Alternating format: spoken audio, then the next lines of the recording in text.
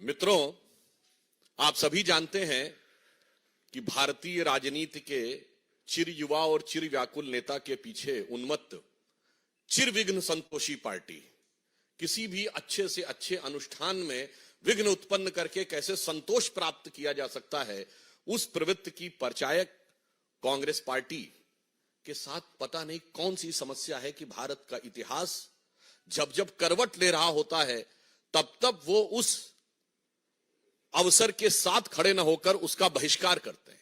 अभी हाल में आपने देखा, चंद महीने पहले की बात है, पिछले वर्ष की, नई संसद भवन के उद्घाटन का बहिष्कार किया।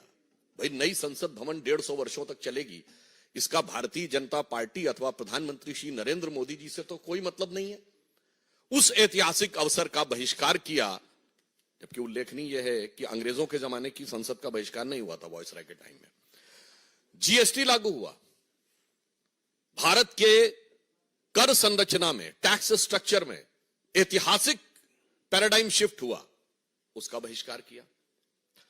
G20 अभी अभी हुआ, पहली बार ऐसा हुआ कि 20 राष्ट्राध्यक्ष और वो दुनिया के सबसे शक्तिशाली 20 देशों के राष्ट्राध्यक्ष भारत में आए। क्योंकि मैं पुनः विनम्रता से कह दूं कि नॉन अलाइन समिट भी हुआ था, पर नॉन अलाइन समिट उस समय वर्ल्ड का पावर सेंटर नहीं माना जाता था, and G20 is considered as a power centre. उसमें महामहिम राष्ट्रपति के द्वारा दिए गए भोज का बहिष्कार किया। अरे, भारत की शक्ति का कितना बड़ा उद्भव था। हमारे पूर्व राष्ट्रपति रामनाथ कोविंद जी और द्रौपदी मुर्मू जी के अभिभाषण का बहिष्कार किया, जबकि वो हमारे राष्ट्र के प्रथम नागरिक हैं, परंतु ये एक संयोग की बात थी। देखिए, एक अनुसूचित जाति से थे, एक अनुसूचित जनजाति से थी, इसके बावजूद आपने बहिष्कार किया। और अभिभाषण का बहिष्कार करके आपको मिलना क्या था, यह भी बहुत स्पष्ट था। याद करिए, कारगिल विजय दिवस 2004 के बाद 2009 तक नहीं होता था। क्यों कांग्रेस ने बहिष्कार किया था कारगिल विजय दिवस का? भारतीय जनता पार्टी के प्रखर प्रतिरोध के बाद आधे अधूरे मन से रस्म अदायगी के लिए 2009 के बाद शुरू किया, और अब हम उसको गर्व के साथ मनाते हैं। जब मई 1998 में पोखरण विस्फोट हुआ अटल बिहारी वाजपेयी जी की सरकार के नेतृत्व में, कांग्रेस ने 10 दिन तक बयान ही नहीं दिया, और फिर उसके बाद भी नकारात्मक प्रकार की प्रक्रियाएं, जबकि भारत ने पहली बार ये कहा था कि we have declared now we have become the nuclear state. कितना बड़ा ऐतिहासिक परिवर्तन था, परंतु उसके भी ये विरोध में खड़े हो गए। और तो और, पूर्व राष्ट्रपति प्रणब मुखर्जी जी, जो आप ही की पार्टी के थे, उनके भारत रत्न समारोह का बहिष्कार कर दिया। इसी बहिष्कार के चलते हुए जनता भी क्रमशः उनको सत्ता से बहिष्कृत करती चली जा रही है, परंतु उनकी बुद्धि परिष्कृत होने का नाम नहीं ले रही है। आज जब अयोध्या में श्री रामलला विराजमान की प्राण प्रतिष्ठा होने जा रही है, और उस समय एक बार पुनः कांग्रेस ने अपनी उसी प्रवृत्ति के अनुरूप, क्योंकि यह भारत के इतिहास का ऐतिहासिक पल है।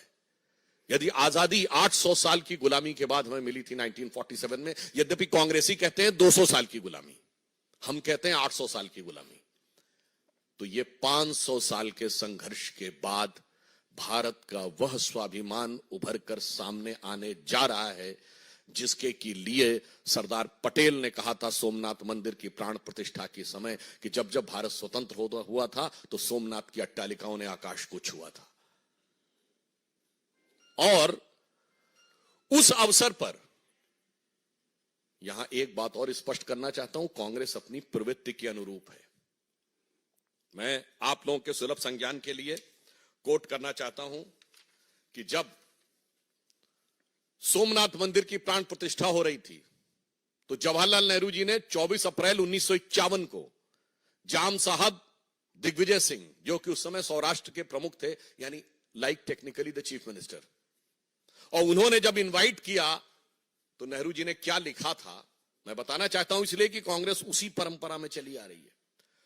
उन्होंने लिखा कि इस कठिन समय में समारोह के लिए मेरा दिल्ली से आना संभव नहीं है, पर आगे महत्वपूर्ण बात लिखी, इस समारोह के बारे में मैं अपने विचार साफ कर देना चाहता हूं। मैं इस पुनरुत्थानवाद से बहुत परेशान हूं। मेरे लिए बहुत कष्टकारक है कि मेरे राष्ट्रपति और मेरे कुछ मंत्री और राज प्रमुख के नाते आप, राज प्रमुख मतलब उस समय चीफ मिनिस्टर के नाते आप, सोमनाथ के इस समारोह से जुड़े हुए हैं, और मुझे लगता है कि मेरे देश की प्रकृति के अनुरूप नहीं है और इसके परिणाम अच्छे नहीं होंगे। ये 24 अप्रैल 1951, सोर्स है selected works of Jawaharlal Nehru series 2 volume 16 part 1। बस वही तो परंपरा थी। उसके बाद इंदिरा जी के जमाने में गोरक्षक संतों पे गोलियां चली। इंदिरा जी के जमाने में 1976 में जब रूटीन खुदाई में राम मंदिर के खंभे निकल रहे थे तो वामपंथी इतिहासकारों के दबाव में रुकवा दिया गया। राजीव जी के जमाने में कार सेवकों की हत्या करने वालों का समर्थन हुआ। पीवी नरसिम्हा राव जी के जमाने में पता नहीं क्या क्या हुआ, वो आपको पता है। और सोनिया जी के जमाने में आते आते राम काल्पनिक होने का हलफनामा तक हो गया। यानी ये बहुत साफ है कि यह प्रवृत्ति जो आज कांग्रेस ने दिखाई है एक मौका था कि आज आप अपने को बदल कर दिखा सकते थे, परंतु आपने ऐसा नहीं किया। परंतु मैं एक और बात स्पष्ट करना चाहता हूं, यह नेहरू की कांग्रेस है, यह गांधी की कांग्रेस नहीं है। क्योंकि महात्मा गांधी का तो राजनीतिक दर्शन था राम राज्य। महात्मा गांधी का नित्य का भजन था रघुपति राघव राजा राम। महात्मा गांधी की समाधि पे लिखा हुआ है हे राम। और आज उस राम राज्य की प्राण प्रतिष्ठा का प्रारंभ हो रहा है, श्री गणेश हो रहा है, और आप उसके साथ नहीं खड़े हैं। इसका मतलब बहुत साफ है कि ये गांधी की कांग्रेस और नेहरू की कांग्रेस का अंतर भी अब बिल्कुल साफ हो गया है। और आज इस अवसर को जो इन्होंने अपने हाथ से गंवाया है, ये कांग्रेस के अंदर का भारतीय संस्कृति, हिंदू धर्म और हिंदुत्व के प्रति जो विरोध है उसको दर्शाता है। अब बताइए इससे ज्यादा क्या होगा कि श्री राम जन्मभूमि केस में जो बाबरी मस्जिद पक्ष के पक्षकार इकबाल अंसारी थे, उनको इनवाइट किया गया है। यह हिंदू धर्म की महान उदारता के परंपरा के अनुरूप है। गोली चलाने वालों को भी इनवाइट किया गया। बताइए वो आने को तैयार हैं जो मुख्य पक्षकार थे, मगर चंद कट्टरपंथी वोटों की तिजारत की गला काट प्रतिस्पर्धा में कांग्रेस और कांग्रेस गोत्र के सारे दल, कांग्रेस की परंपरा के सारे दल आज हाहाकार मचाने को तैयार है। मतलब आपने हिंदी में कहावत सुनी होगी ना कि मुद्दई सुस्त गवाह चुस्त। यहां तो मुद्दई साथ में आके खड़ा हो गया है, मगर इसके बावजूद इन लोगों के मन में अभी भी वह लोभ दिखाई पड़ रहा है। तो मैं कह सकता हूं कि एक कहावत होती है कि राम नाम कड़वा लगे और प्यारा लागे दाम, तो दुविधा में दोनों गए न माया मिली न राम। मैं स्पष्ट कर देना चाहता हूं, इस प्राण प्रतिष्ठा का बहिष्कार करके कांग्रेस पार्टी और कांग्रेस की परंपरा, कांग्रेस गोत्र के जितने दल हैं, उन्होंने ये स्पष्ट कर दिया है कि वो राजनीतिक दृष्टि से निष्प्राण तो होते ही जा रहे थे, अब उनकी प्रतिष्ठा भी समाप्त हो गई। श्री नरेंद्र मोदी जी के प्रति आपके मन में जो भी ईर्ष्या है, द्वेष है, इंफीरियरिटी कॉम्प्लेक्स है, उसको लेकर आप भारत के विरोध तक चले जाते थे, आज भगवान के विरोध तक चले गए। इसलिए मैं यह भी स्पष्ट करना चाहता हूं कि एक बार श्री राम जन्मभूमि ट्रस्ट ने जब इनवाइट किया था तो उन्हें सद्बुद्धि आई होती तो शायद वो अपने पूर्व कर्मों का परिष्कार करने के लिए आ जाते। वैसे कांग्रेस पार्टी के अंदर ही कई नेता इसका विरोध कर रहे हैं, क्योंकि शायद उनके मन में यह भी हो, वो जो एक पुराना भजन है ना, मैली चादर ओढ़ के तेरे द्वार पे कैसे आऊं, क्योंकि इतने पाप किए हुए हैं उन्होंने। परंतु आज उस पाप के परिमार्जन का अवसर था, वो भी आपने छोड़ दिया है। तो इसके लिए मैं रामचरितमानस की एक चौपाई कहता हूं कि आकाश से जल, मतलब जो बादल हैं, अमृत तुल्य जल क्यों ना बरसा दें। बेंत का जो वृक्ष होता है ना, उस पे फूल नहीं उगते कभी, बेंत पे फल और फूल नहीं आते, बैम्बू जिसको कहते हैं। उसी प्रकार विरंच अर्थात ब्रह्मा जी के जैसा भी आपको योग्य गुरु मिल जाए, फिर भी जो मूर्ख लोग होते हैं, इसे शब्दशः ना कहा जाए, मूर्ख लोग होते हैं, उनके हृदय में चेतना नहीं उत्पन्न होती।